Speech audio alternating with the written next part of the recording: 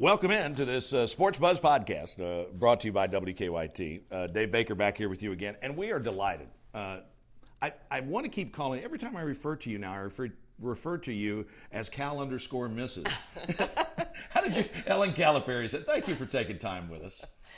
You're welcome. So how did you come up with Cal_Mrs.? I don't know. I think just to transpose and, Right. When I initially got on Instagram and set it up, I was intending to just be a follower and kind of keep up with what Megan and Aaron are doing. Right. You know, Brad doesn't do a whole lot on Instagram, but a little bit. And he has me blocked on Twitter, so. Have you gotten a Snapchat account yet? I do. I do too, and it's strictly for child monitoring, right? Yes. I don't use it, right. but I can. That's exactly what it is. And I have a Twitter account, but that's under an assumed name. And You got a burner account? Uh-huh. You are becoming even more cooler by the day. Because nobody would ever think you would have a burner account. Well, I'm a follower. Okay. I don't tweet.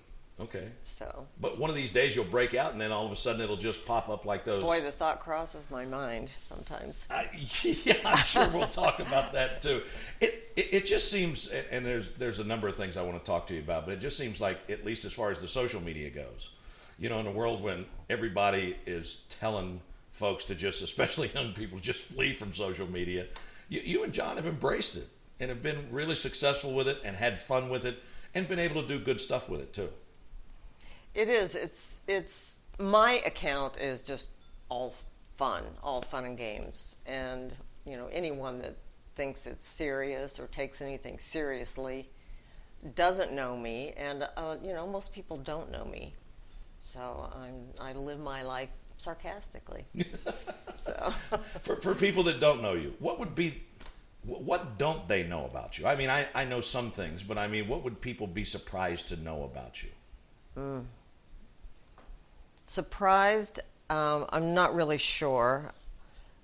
I guess that I'm as sarcastic as I am, but other than that, I'm very quiet. You know, I'm the opposite of him. He's, you know, very outgoing and very quiet. I'm more the man around the house. I fix things, and I've changed a car tire before. No, you haven't. I paint, I spackle, I caulk, I, you know, build things. Where were you when you had to change the car tire? In New Jersey. Oh my gosh, when he was coaching the Nets? Yes, exactly. And he was out of town, and one of his managers was driving his car and called me and said he had a flat tire. Why he called me, I don't know. So I went to his rescue, and I said, have you ever changed a flat tire? He said, no. I said, well, watch me and learn. So you didn't change your own flat tire. You went and changed a flat tire for a manager. Yes. How much longer was he a manager after that? When John found out about that? I believe he's coaching someplace now. Is in that high right? School. Yeah. How did you, I don't know much about your family, but I mean, I know how creative you are and everything. Were you always kind of around that growing up? Is that where Yes. you got to be so versatile in so many different things? Yes. My dad could fix anything, and you know, I think when you grow up in a rural area, you are exposed to all those things. I grew up sewing and knitting, crocheting, doing needlework, and then I would follow my dad around and watch him, help him, you know, pile brush, Right. burn things. My brother hunted, I fished, you know. And where was it you grew up? I don't think I even knew. Rural Missouri. Okay. Show me state. Sure. And then, so how did the woodworking thing begin, which most people don't, did that come later in life? It did. My sister-in-law actually got me started. My brother's wife was doing things, and my first saw that I got, I believe, was a scroll saw. Wow. So. Most people listening to this do not know what a scroll saw is. Yeah. I mean, that's how few people use them, right? Yes. And what is there anything in particular that you like to make? How do you go about figuring what the next project for you is going to be? Is it by necessity, or is it just by the challenge? By just seeing something and thinking, oh my gosh, I could make that. So I will attempt it, and it may take me longer because I don't know that much about building, but I'll figure it out. So, I figure it out as I go. I've seen things in Pottery Barn catalog that, seem simple enough. I have Right. a console table I made when we were in Memphis that was kind of large, and still have it. And I've made a coffee table that I have here, and I also made one like that for Heidi Robick because she wanted one. And then I've done some other smaller things since then, like serving board things and things I might see on Pinterest or Sure. someplace. So, I mean, this must be a pretty extensive setup that you've got. This is not like the dang Woodwright shop or something like that, right? It's not bad. It's in the basement. I'm stuck in the basement. Is anybody else allowed to go? Is it like locked off and blocked off so nobody else can go mess with your stuff? No, but nobody would want to. So, my kids don't have the same interest. Brad has no desire to do anything along that line. Right. Erin is probably the closest so far because she was just in town, and I had gone to her house and helped her. Cody's not living there yet. He's still finishing his postdoc. Okay. And we went to Home Depot, which we do like once a day when I'm there. And we bought a Nest doorbell. Okay. And installed that. She's good at the wiring stuff, which would intimidate me, but I've learned from her, and we did it together. So when she just came here recently, we installed a bunch of Nest thermostats, and And so you like the way they work? I do. I mean, they're I all like it a interconnected, lot. right? Yes, have the app on my phone, And you can just change it like that? Unbelievable, yeah. I'm guessing that the roommate cannot do that. No. No, not at all. No desire. What would I'm curious about this. When was the first time you ever saw John Calipari? Oh, at the University of Kansas. We both worked there. He was a grad assistant in the basketball office, and I was an account clerk in the athletic business office. And he would come in my office. Now, I grew up in rural America, right. So I'm used to a lot of, coveralls, work boots, things like that. And he walks in with, travel expense reports in his shoes with tassels on them. And he was the preppy guy then. So the way I hear you saying that, he had some work to do to get past Yes. where you were. Yes. I would look at him and think, oh my gosh, he was cute though. So. And he knew it, right? No, he didn't. He didn't give that feeling off. Always been confident though. Yes, and even back then he was writing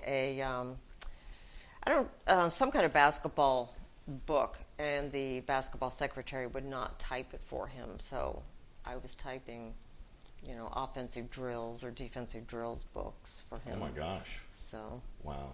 It just seems like, for people that don't know your story and they're just looking in from the outside, this is just my observation. You guys seem to be in such a good place, personally and professionally and family-wise and all that stuff, in this journey that we all take in life. It's so damn hard to do, and it is just so neat to see it with you all. Am I stating that properly? Yeah. We have fun. We laugh. He's funny. I think he's funny. Sometimes he thinks he's funnier than he is, but yeah. It's just, I have the understanding that I, have to do what I have to do on my end to make his side of things work, so. And one couldn't work without the other. No, not at all. That's the beauty of it. Yeah.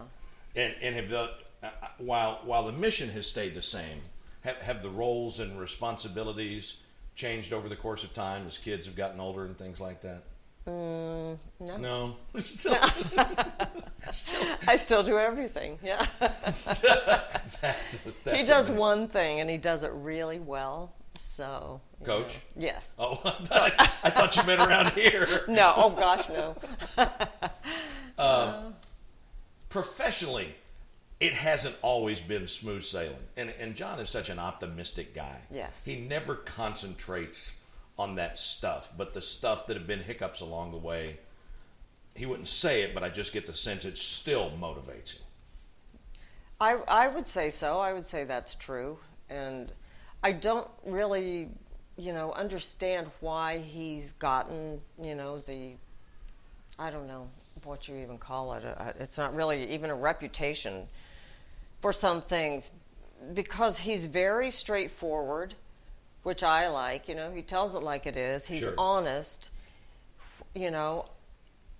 I know more about recruiting just from overhearing him talk on the phone. We don't talk basketball at home ever at all. So, everything's on speakerphone with him now. So, if you want to watch something on TV, well, You can't do it now. you got to go somewhere else. Oh my yeah, gosh. so TV, speakerphone overrules. But he tells it like it is, and he's honest, and I respect that, and I just don't understand why he's gotten the other stuff that's You coming. don't understand, but you do understand it. Because he wins. I think he yeah, wins. the jealousy, he works his tail off. I mean, I just Instagramming things and knowing what the cycle and everything Yeah. is. I mean, whether it is a great win or whether it is a bitter defeat, I mean, that thing's over, and then usually he's on the road, right? Right. And I think that's another thing, with the stuff I put out, I think just to see that a coach's wife has to do so much herself. And, they're gone, they have work to do, they're either in the office watching tape or, Right. It's late or they're on the road. I forget what day it is. I mean, we just played Saturday, and he went recruiting after that. Right.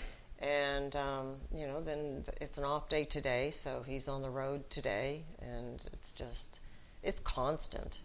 With all the friends and acquaintances and people that you've worked with and coaches that have worked with you, I can only imagine the number of wives and significant others that have come to you and said, "Oh my gosh, how am I going to do this for the rest of my life?" That has never happened. Really? Yeah, Wow. that's never happened. See, I would think, because it's a very challenging sort of thing. It is. And I mean, you've got to absolutely, people look at the perks and everything, but it's Yeah. not just that. Well, and I think that's why a lot of times you don't know that much, because you can't say that much about it because there's no sympathy for what you're doing, Right. because of the income they make. Sure. But it doesn't take away from the fact that, you're alone a lot. It can be lonely. When you go to a new place, they have a gym and players everywhere they go. You're the one with your kids that have to change schools, adapt in the community, find your place. And, when we were all at UMass, of course, we were so young, and but anytime we got together with the players, the wives would come over, and our Sure. kids would all play together, and then we got to where the kids get older, and you're going wherever they need to go with Right. them, and so. The other thing that happens too typically is when he accepts a new job, he just jumps right into that, and you're in a position probably where there have been times where you've had to finish out the school year, Yes. and get a house sold, Yes. and get a new house, And that's me. right, Yeah. And that's usually the wife. right, absolutely. Yeah. What was the toughest move for you guys from a family standpoint? I don't know. All different, All very different. All very different. all challenging, all exciting, all the great unknown. You have to put a positive spin on it for your kids, Right. because it's hard. And I always, tried to have my kids say, you need to tell me what you want to do, because I never had to do this growing up. If you want to go someplace, if you want to try to get a list from the school of, the kids that will be in your class, we can call people and try to Sure. meet people. If you want to go look at the school, so you're not intimidated by the school, or, and here was hard because, Aaron was gone, but Megan was in college, and Right. she didn't want to stay behind in Memphis, so she transferred here, and which became overwhelming to her. Sure. So then she transferred someplace else, and find Brad a place, and then we went through Brad with the ACL and surgery, and we've had John with the hip replacement, and so all of that stuff has gone on since we've been here. There was a lot of stuff. And first and foremost, I'm mom. Yes. Zero else. Nothing else matters. The games don't matter. The well-being of my child is what matters, and getting them where they're in a happy place. And everyone's really good now, so I can do what I need to do. I can Absolutely. harass my children on the social media. you are simply mom until you have a child. Yes. That's playing. Yes, right. How difficult? Yeah. Have you ever been in a spot where you really caught yourself from saying something either about somebody had said something about John or about Brad or a social media thing? I mean, I'm sure there are times, I type a lot of stuff up and I don't hit send, and it's difficult. It is, and I haven't done that yet. The girls have done more of that. Yes, they have. Than and I haven't needed to. So They're really professional when they do it, though. they are, which I love to see. Yeah, they're not just bomb throwers, but No. I mean, they will very successfully take somebody Yes. apart. Yes, very eloquent. I like it. Yes, that's the word I was looking for. I like it, yeah. But I wasn't eloquent, so I couldn't use it. Was there ever a time, and I don't need to know what it is or anything like that, but was there ever a time with some big decision that came up when you said to John, I don't think you ought to do this? Mm-hmm. Yeah. And so every one of these places and changes and things, that's a team deal for you guys in terms of. It really kind of has been. That's If I awesome. haven't felt comfortable about it, he's been pretty good to listen.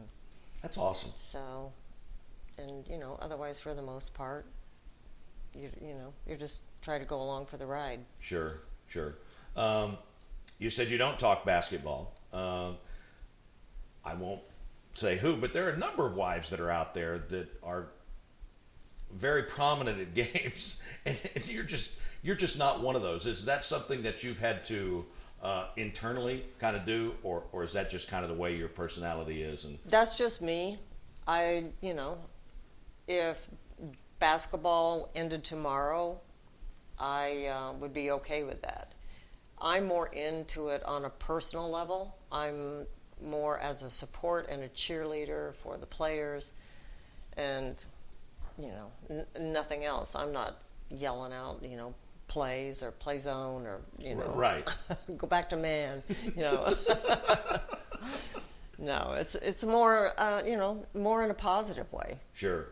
Is that how the birthday brownies? Is that what it is started? That started in Memphis. Really? And I don't know why it took me so long to realize, that, I had a good relationship with a lot of the players there. Mm-hmm. And to realize what children they were and think, oh my gosh, here they are away from home having birthdays. And that needs to be recognized because they don't recognize that with each other. For the most part, they're not going to say, "Hey, it's my birthday tomorrow." Today's my birthday. But so I don't know. I felt like that was needed. I know we've been talking about kids a little bit. You've got to be so proud of the people that they are, because that family tie is obviously there. And whenever you see those kids, you have no problem knowing whose kids they are. But they have all just grown and flourished and kind of done their own thing, and that's got to give you a tremendous amount of pride. It does, and it was I think growing up when we did you kind of have to just circle the wagons and help and support each other, and my kids were the best thing for me along the way. But How so? just because I'm not an outgoing person, so they got me, more outgoing. Or if I'm more of a worrier and self-conscious and all that stuff. And Brad is more like that, but I would try to put my whatever inadequacies aside. Sure. To push them in a better direction. Get yourself out of your comfort zone. And tell them along the way, you can go anywhere you need to go. I wasn't one of those, and you've got to stay here. You've got to go to school here. This is where I am. Right. You go where you need to go and do what you need to do, and encourage them along the way to do that. And they've done that. And, I think it's amazing that they've done that. I wouldn't have been away from Missouri if I hadn't been drug out of there.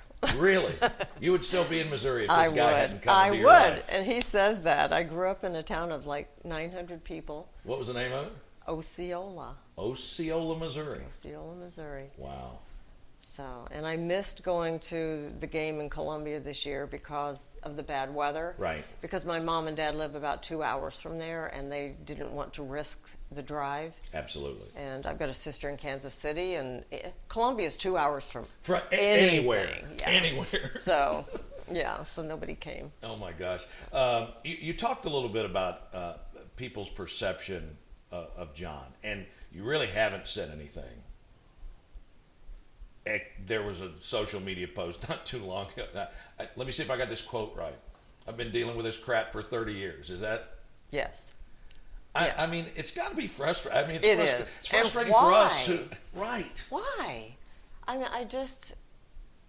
and don't say that he was overlooked.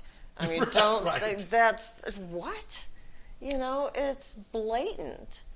And I just don't see how it can continue to go on and no one recognizes it or speaks on it or says anything, and it's just it's not right. I think they're just embarrassed.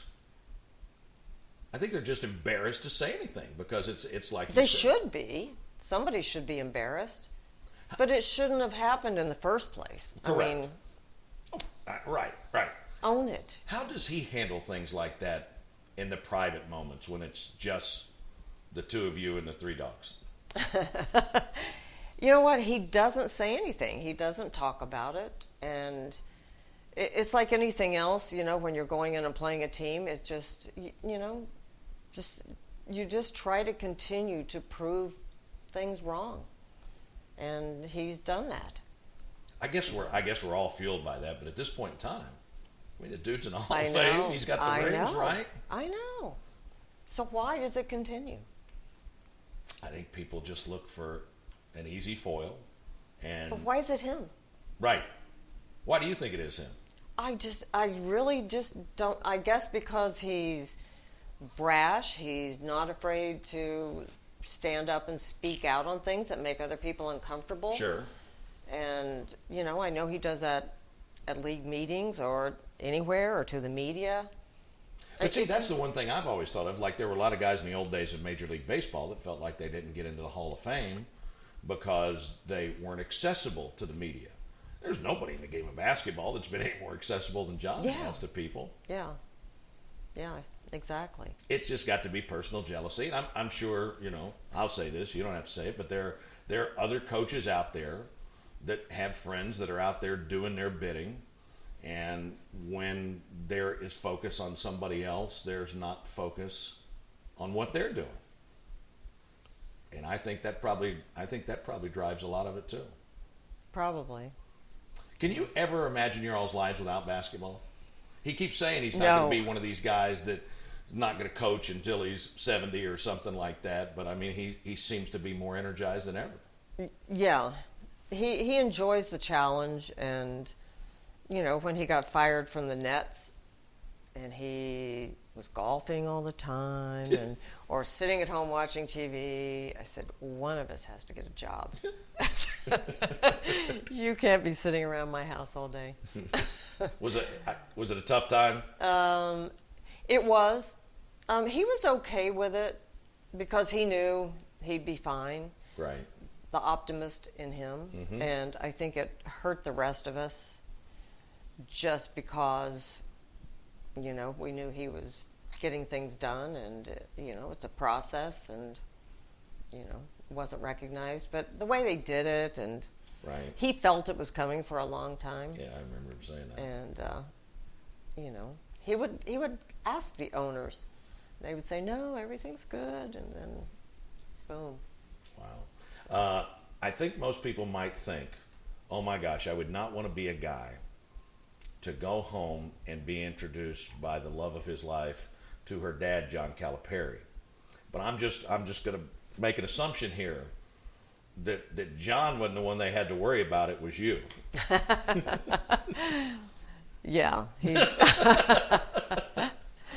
because he's gone all the time. But he's never here to take the meeting. just the idea of the magnitude of what John Calipari is. But the girls have good guys, and Brad's got a good girlfriend she's right great. now. Yeah, I love her. She's great. I do those soccer games, and she's great. Yeah. I'm going to give you one task for your Instagram.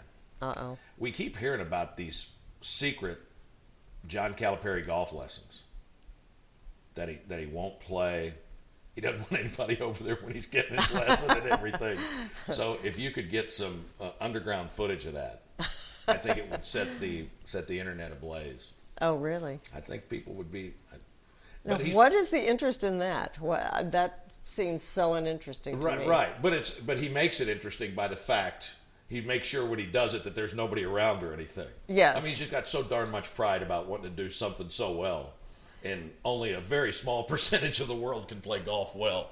Yeah, and he's funny to watch golf, but I've ridden with him in the cart, and Right. he likes to be on the move. Yes. It's like golf at a fast pace. It's not a relaxing thing. It's not, we're out here to enjoy how pretty this is. It's like, hit the ball. Oh, geez. Throw me another one. Throw me another one. Drive over there and get that ball. That is amazing. Oh, my gosh. I know you have got so many tugs on your time. I just really appreciate you taking time to do this, and it's been great to visit with you a little bit. And I just really appreciate it. And a lot of people don't say it, but I just so appreciate what you all do Well, and what thank you you. mean to this community. Thank you. Thanks. I appreciate it.